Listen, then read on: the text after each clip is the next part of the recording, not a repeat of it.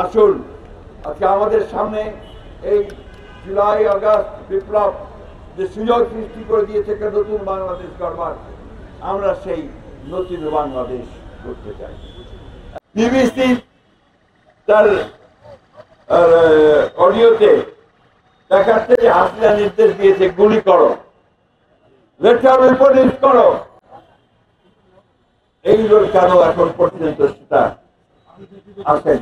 Please এই বিষয়গুলোকে আপনারা সাংবাদিক ভাইরা দয়া করে আপনারা একটু পজিটিভলি চিন্তা করে সামনে আসেন। আপনারা অত্যন্ত ভালো কাজ করেছেন, অনেক ঝুঁকি নিয়েছেন, আপনাদের সাংবাদিক ভাইদের অনেকেই শহীদ হয়েছে।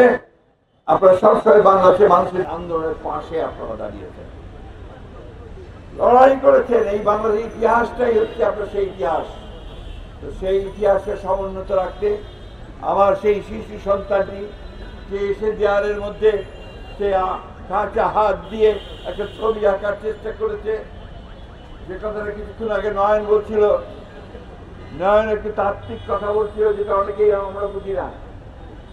ফ্রিডম, ফ্র্যাটার্নিটি অনেকে বুঝতে পারি না। আসলে এইটা বহু কারের মানব সভ্যতার প্রথম থেকে মানুষ প্রতিবাদ করেছে অন্যায়। আমরা সেই অন্যায়ের প্রতিবাদ করতে গিয়েই আজকে জান দিয়েছি, প্রাণ দিয়েছি। আমি তো যুবকের অনেক নেতাকে জানি যে তারা কেউ বাড়িতে থাকতে পারতো না, পালিয়ে পালিয়ে থাকতো, এক এলাকা থেকে আরেক এলাকায় গিয়ে থাকতো। আমি তো জানি যে এর মধ্যে তারা তাদের বাবাকে হারিয়েছে, মাকে হারিয়েছে, শিশুকে, সন্তানকে হারিয়েছে, তারা দেখতে যেতে পারে নাই। আমি তো জানি যে তারা চাকরি পায়নি, ব্যবসাও করতে পারেনি। এই একটা কঠিন অবস্থার মধ্যে দিয়ে তারা বেরিয়ে এসেছে সত্যি সত্যি, কিন্তু কোনদিন মাথা নত করে নাই, কোনদিন আত্মসমর্পণ করে নাই। আমরা সেই দল, যেই দলকে নিয়ে আমরা গর্ব করি। কেন? যে আমাদের দলের প্রতিষ্ঠাতা শহীদ প্রেসিডেন্ট জিয়াউর রহমান এই দেশের স্বাধীনতা ঘোষণা করেছিলেন, যুদ্ধ করেছিলেন। আমাদের দলের প্রতিষ্ঠাতা তিনি বাংলাদেশের প্রথম সংস্কার শুরু করেছিলেন। শেখ মুজিবের একদলীয় শাসন ব্যবস্থা থেকে তিনি বহুদলীয় গণতন্ত্র নিয়ে এসেছিলেন। তিনি প্রথম অর্থনীতিতে তিনি সংস্কার শুরু করেছেন, গার্মেন্টস শুরু করেছিলেন, তিনি বিদেশে রূপান্তর শুরু করেছিলেন। দেশের বেগম খালেদা জিয়া সেই নেত্রী, তিনি আমাদেরকে সংসদীয় গণতন্ত্র উপহার দিয়েছিলেন এবং তত্ত্বাবধায়ক সরকার ব্যবস্থাটা তিনি নিয়ে এসেছিলেন আমাদের কনস্টিটিউশন। আজকে তারেক রহমান সাহেব দীর্ঘ বছরের পর বছর ধরে বিদেশে নির্বাসিত অবস্থা থেকেও দিন রাত পরিশ্রম করে আমাদেরকে এই বিপ্লব, এই বিদ্রোহ, এই অভ্যুত্থান ঘটাতে তিনি নেতৃত্ব দিয়েছেন।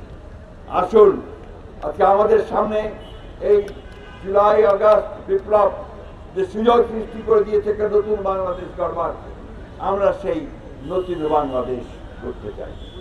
একটা স্লোগান দিয়েছেন চেয়ারম্যান সাহেব আমাদের, কি সবার আগে বাংলাদেশ, কি দিয়েছেন স্লোগান? সবার আগে বাংলাদেশ। এটার অর্থ কি? এটার অর্থ যে আমরা কারোর কাছে মাথা নত করি না, আমরা অন্য কোনো দেশের দিকে তাকিয়ে থাকি না। তাই পরিষ্কার করে বলতে চাই,